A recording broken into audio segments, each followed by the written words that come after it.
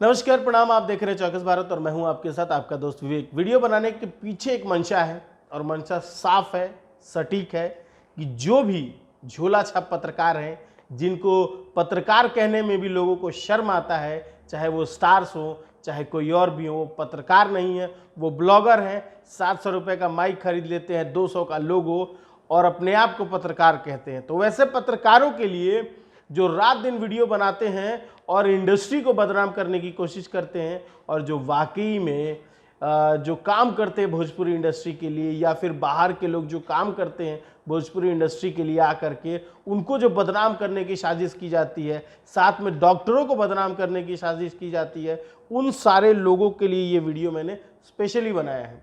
इसलिए बनाया है क्योंकि राकेश मिश्रा जी नज़र आ रहे हैं उस वीडियो में। मैं आपको साफ तौर पे दिखा दूंगा, वो वीडियो देखिएगा ज़रूर। मैं छोड़ के जाऊंगा एंड में। उन लोगों ने इन तमाम 6-7 दिनों के अंदर में जिस तरीके से पत्रकारिता का गलत दुरुपयोग किया है, उन लोगों के लिए ये वीडियो स्पेशली बना रहा हूँ। इसलिए बना रहा हूं ताकि जो रियल पत्रकारिता कर रहे हैं, जो सही में चीज़ों को दिखाने की कोशिश करते हैं, वो धीरे धीरे बदनाम होते हुए नजर आ रहे हैं। पहले तो सवाल उठता है कि पीके आर्यन डिप्रेशन की वजह से ये सारा कुछ किए हैं। उसके बाद आता है कि हार्ट अटैक की वजह से किए। उसके बाद वायरल होता है फूड पॉइजनिंग की वजह से किए। मुद्दा ये नहीं है कि किसकी वजह से किए या क्यों किए। मुद्दा तो यहाँ सवाल खड़ा होता है कि लोगों ने जिस तरीके से बोला था कि भोजपुरी इंडस्ट्री के लोग इसको सिर्फ और सिर्फ स्टारडम के लिए कर रहे हैं। पीके आर्यन की तबीयत ठीक है, वो रूम में बैठे हुए हैं, मस्त खा पी रहे हैं, खाली फुटेज बना दिया जाता है, 10 गो पाइप लगा करके दिखा दिया जाता है कि झूठ मूठ के बीमार हैं। साथ ही साथ जो मैक्सो हॉस्पिटल के जो डॉक्टर्स हैं, उन पे सवाल खड़ा होता है। उनको ये कहा जाता है, हॉस्पिटल को ये कहा जाता है कि तमाम जो लोग बैठे हुए हैं वो सब पब्लिसिटी के लिए, और मैक्सो हॉस्पिटल पब्लिसिटी के लिए सारी चीज़ें कर रही है। अगर पब्लिसिटी के लिए अगर मैक्सो हॉस्पिटल ये सारी चीज़ें करती, तो अभी तक अगर मैं अनुमानित अगर बता दूं कि खर्चा कितना आया है, तो तकरीबन अनुमानित खर्चा 1.5 लाख रुपए तक हो चुका है। सामने 17,000 के इंजेक्शन पड़े थे, 3 इंजेक्शन पड़े थे सामने सामने मेरे। तो ये चीज़ों को समझने की कोशिश है। और जो 700 रुपये के माइक खरीद के जो पत्रकार बने हुए हैं, ज़रा एक बार अपने आंखों के आगे से पट्टी को हटाइए। जो बीमार है, जो चीज़ रियलिटी फैक्ट है, उस पे जाने की बात हम कह रहे हैं। चलिए आपको एक वीडियो दिखाते हैं। हालांकि मैंने बोला था एंड में दिखाऊंगा, लेकिन अभी एक वीडियो दिखा देता हूं आपको, छोटा सा। एंड में उस वीडियो क्लिप को मैं छोड़ के भी चला जाऊंगा। मैक्सो हॉस्पिटल का एक वीडियो आया है मेरे पास, हालांकि ज़्यादा पुराना नहीं है, कल रात का ही है। भोजपुरी के सुपरस्टार राजा तनिजाई न बहरिया चॉकलेटी स्टार राकेश मिश्रा पहुंचे थे।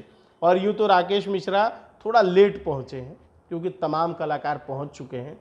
इनकी व्यस्तता के कारण ही नहीं पहुंच पाए थे। यह हॉस्पिटल का सीन है।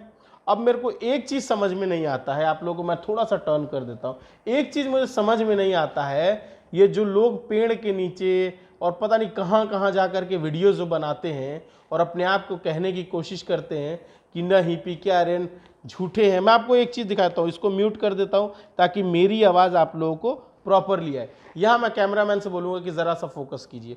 ये चीज़ें देखिए आप, यहाँ पे बस देखिए, यहाँ कौन कौन है दिख रहा है आपको?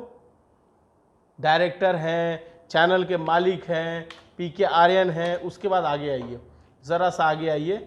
ये राकेश मिश्रा जी के साथ रहते हैं। ये धीरज सिंह हैं जो कि DRS म्यूज़िक को देखते हैं, सारी चीज़ें राकेश मिश्रा हैं। और ये पवन जी हैं जिन्होंने तमाम हॉस्पिटल के खर्चों को लेकर के एक भी बयान देने से मना कर दिया। क्यों?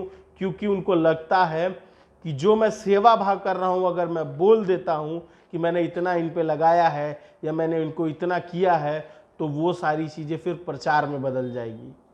और वही दूसरी तरफ एक और चीज़ मुझे पता लगी है कि ये जो तमाम पत्रकार जो अपने आप को बड़े बड़े पत्रकार कहते हैं, चाटुकार हैं ये सबसे बड़े वाले। क्योंकि ये उसी हॉस्पिटल में जाते हैं, उसी हॉस्पिटल के मैनेजमेंट से एडवर्टीजमेंट के लिए पैसा मांगते हैं, उसी मैक्सो हॉस्पिटल से 2 रुपए की डिमांड करते हैं ताकि मेरा पेट चल सके। तो अगर आपको पेट चलाना है तो सही खबरों को कीजिए ना, आपका पेट वैसे ही चलेगा। तमाम लोगों की मीडियागिरी चल रही है, आपकी भी चलेगी, लेकिन किसी एक इंडस्ट्री को बदनाम करना, किसी एक व्यक्ति विशेष को बदनाम करना गलत है। और साथ ही साथ एक और चीज हम बोलेंगे कि जिस तरीके से भोजपुरी इंडस्ट्री आजकल एक हो गई है और कह रही है, सुनने में आया है कि पत्रकारों को लेके ये करा जाएगा, वो किया जाएगा, तो मैं इस चीज को भी गलत मानता हूं। कभी भी किसी पत्रकार के साथ गलत करना गलत है, लेकिन पत्रकारों को भी अपनी गरिमा में रह करके बात करना आवश्यक है।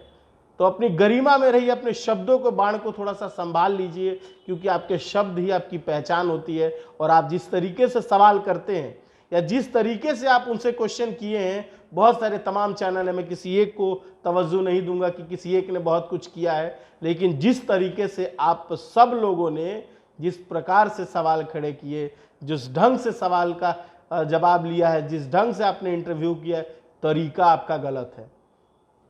तो पत्रकारिता कर रहे हैं आप तो सटीक तरीके से करिए, ज्यादा इधर उधर की चीजें करने की जरूरत नहीं है।